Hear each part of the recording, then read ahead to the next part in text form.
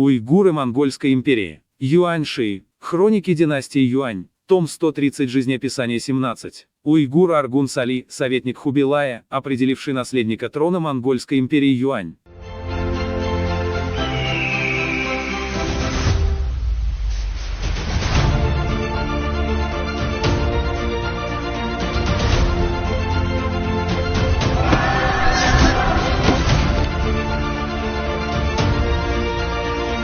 Аргун Сали, уйгур. Его дед Ата Сали, когда Тайцезу Чингисхан усмирил западный край и возвращался, последовал за ним в Янь, район Пекина. Как раз уйгурский эдикут обратился с просьбой ко двору полностью вернуть его народ. Был издан императорский указ, разрешающий это. Тогда Ата Сали снова вернулся в Турфан. Он в совершенстве владел учением буддистов Фо Шисюэ. У него родился Цэйтай Сали, который унаследовал дело предков, постиг сутры, Винаю и шастры. Когда обучение завершилось, наставник дал ему имя Вань Цуань, абсолютное совершенство. В 12 году эры Чжи Юань 1275 год вошел ко двору на должность Ду Цзунтуна, глава буддийской общины. Был назначен Чжиньи Дафу, чиновник высшего разряда. Туньчжи Цзуньчжи Юаньши, заместитель начальника управления по общим делам Цзуньчжи Юань. Сюань Чжинь Юань, предшественник управления по делам буддистов и тибетцев. Позже добавили звание Цзэды Дафу, почтенный добродетельный Туньчжиши, заместитель правителя. Скончался в возрасте 70 лет. У него было 3 сына. Старший, Уйгур Сали, дослужился до званий Цзэды Дафу, почтенный добродетельный правый помощник императорской канцелярии Чжун Шушен Ючен. Син Цэюань Сутай Цэин, великий министр торговли и финансов. Младший сын, Давачи Сали. Аргун Сали был средним сыном. Взял иероглиф из имени отца как фамилию Цуань. С детства был умным и сообразительным, учился у императорского наставника Пхакпа Лама Гашиба Хасыба. Он овладел его учением и также понимал языки различных стран. Ши Цзу Хубилай прослышал о его талантах, приказал ему изучать китайские науки. И тогда сутры, исторические труды, философские школы, а также теории инь-ян, календари, астрономия, апокрифические книги и пророчества, методы предсказаний по астрологическим знамениям,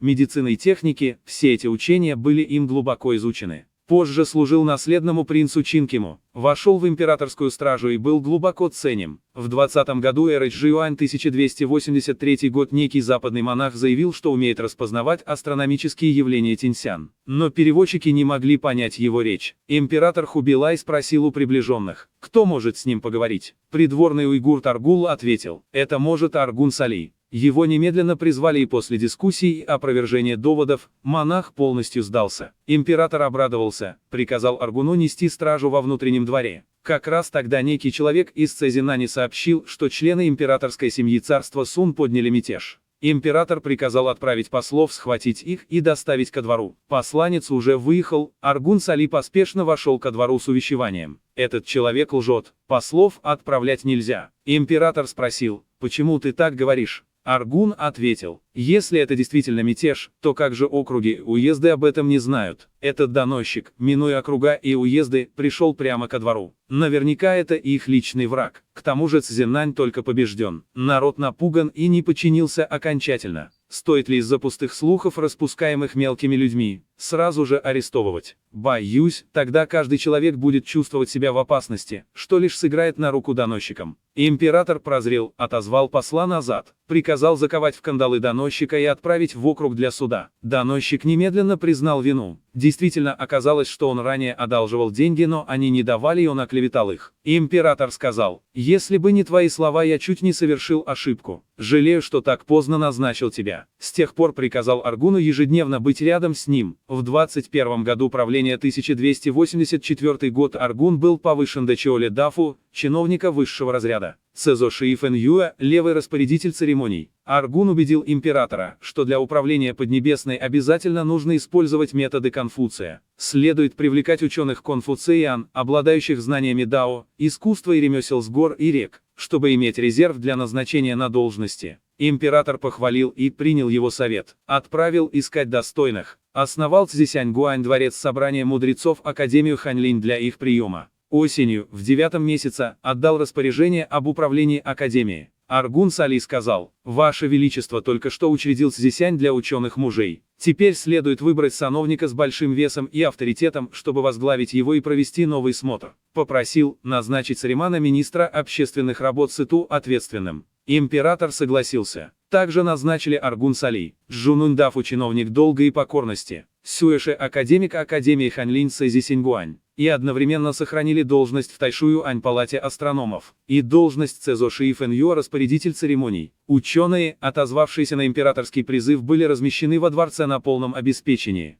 Их питание, снабжение, экипажи, одежда были чрезвычайно богаты, они были счастливы сверх ожиданий. Тех, кто не соответствовал желанию императора, также просили наградить и отпустить. Некий чиновник из Сёньхуюань Министерства снабжения захотел тайно сорвать это дело. Поэтому нарочито выставил большую порцию выдаваемого пайка перед внутренними покоями, надеясь, что император увидит. Император действительно прошел мимо и спросил об этом. Чиновник ответил: «Это дневной пайк одного ученого». Император разгневался: «Ты хочешь, чтобы я увидел и урезал его? Если бы я и в 10 раз больше предложил для набора ученых Поднебесной, все равно боялся бы, что они не придут. А ты хочешь и это урезать? Так кто же тогда придет?» Затем Аргун Сали сказал императору: «Основа национальной учености – это государственная школа Госюэ. Следует учредить Гоцэзы Цзянь императорскую академию и назначить докторантов Бэоши, эрудиты и дисцеи, ученики, улучшить их содержание, чтобы число учащихся ежедневно росло». Император последовал его совету. Летом в 6-м месяце 22-го года правления 1285 год был переведен на должность Цзиидафу чиновник добрых речей. В 23-м году правления 1286 год повышен до Цзисянь Дасюйши великий академик Академии Ханлинь, Джун Фэндафу чиновник высшей второй степени. Весной 24-го года правления 1287 год учредили Шаншушин палата советников, и Санге пришел к власти. Императорским указом Аргун Сали велели совместно с ним управлять делами, но он твердо отказался. Но император не разрешил. Присвоил звание Цзэдэдафу почтенный и добродетельный. Шаншушин Ючен правый помощник палаты советников. Впоследствии назначили Жунлу Дафу чиновник славного жалования. Пинч Женши великий управитель. Санге управлял жестоко и самоуправно, к тому же продвигал своих сторонников. Аргун Сали несколько раз резко упрекал его. Долгое время находился с ним в конфликте. Он придерживался честности и прямоты. Санге подал доклад об учреждении Чжэнлиса управления по взысканию долгов по всей империи. Взыскатели долгов повсюду встречались на дорогах. Тюрьмы были переполнены. На дорогах люди боязливо косились. Никто не осмелился высказаться.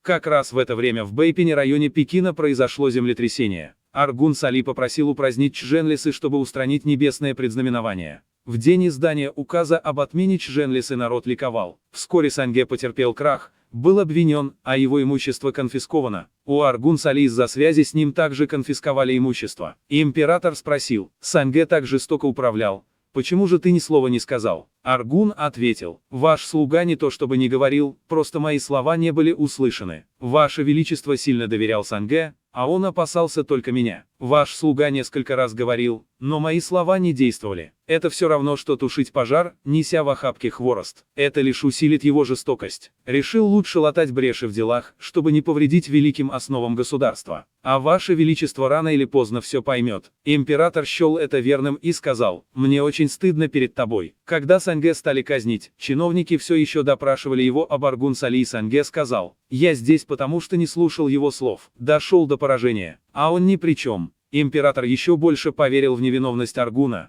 издал указ о возвращении конфискованного имущества, а также послал Чжан Цзюсы пожаловать ему золото и шелка. Но Аргун Сали отказался принять. Осенью 28-го года правления 1291 год попросил освободить его от государственных дел, а также снять с должности Тайши Юньши начальник палаты астрономов. Указом его назначили Цзисянь Дасюйши великим академиком Цзисяня. Начальник управления Лю Цзинчен из Сытянь Цзяни управления астрономией заявил, что Аргун Сали, когда был в Тайшуюань, несколько раз высказывался о бедствиях и знамениях в государстве, что является великим непочтением, и попросил предать его суду. Император сильно разгневался. Счел это клеветой на сановника, за что полагается смерть. Аргун Сали, поклонившись головой до земли, извинился: «Ваш слуга неразумен. Полагаясь на добродетель всеобъемлющей терпимости Вашего Величества, понимаю, что даже 10 тысяч смертей не искупит вину. Однако, если наказывать за слова, ваш слуга боится, после этого не будет никого, кто бы докладывал Вашему Величеству о делах». Изо всех сил возражал против казни, и тогда того отпустили. Император сказал: «Ты вправду благородный муж». Впоследствии, хотя он и отошел от дел,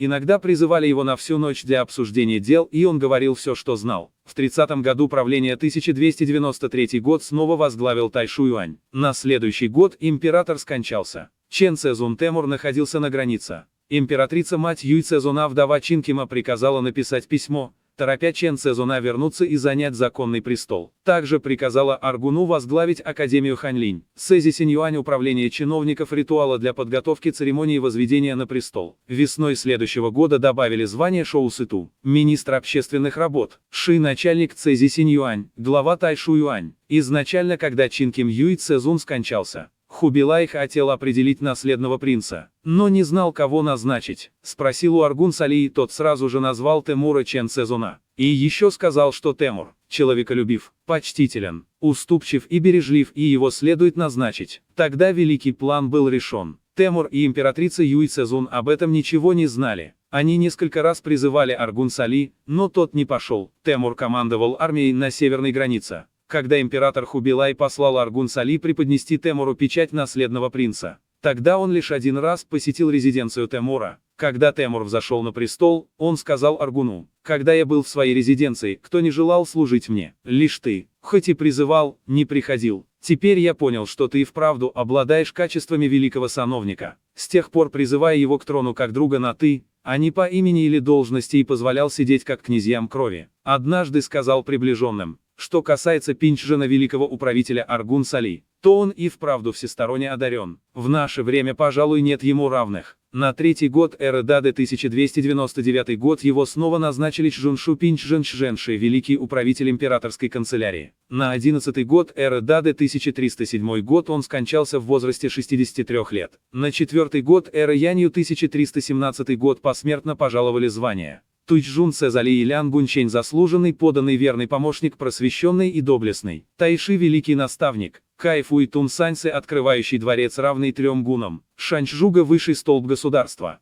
Посмертно пожаловали титул Чжа Гагун, герцог Чжа. Посмертное имя Вэндин. У него было 3 сына. Старший Юэчжу. У Юэчжу есть отдельная биография. Следующий Цзючжу в конце жизни стал Ханьлинь Шиду Сюэши, академик Ханьлинской академии. Следующий Маччу умер рано. Его деду, Атай Сали, посмертно пожаловали звание Бааде Гунчень, заслуженный, поданный, хранящий добродетель. Инь Цэн Жун Лудафу, серебряно-небесный генерал, чиновник славного жалования. Сыту, министр общественных работ. Чжуга, столб государства. Посмертно пожаловали титул Чжа Гагун, герцог Чжа. Посмертное имя Дунь Юань. Его отцу Цэйтай Сали посмертно пожаловали звание Шанчжуга, высший столб государства. Чунчен Шоу Чжэн Гунчень, заслуженный, поданный, чистый и честный, хранящий прямоту. Тайба, великий опекун. И Тун Саньце, равный 3 управителям. Посмертно пожаловали титул Чжа Гагун, герцог Чжа. Посмертное имя Тун Минь.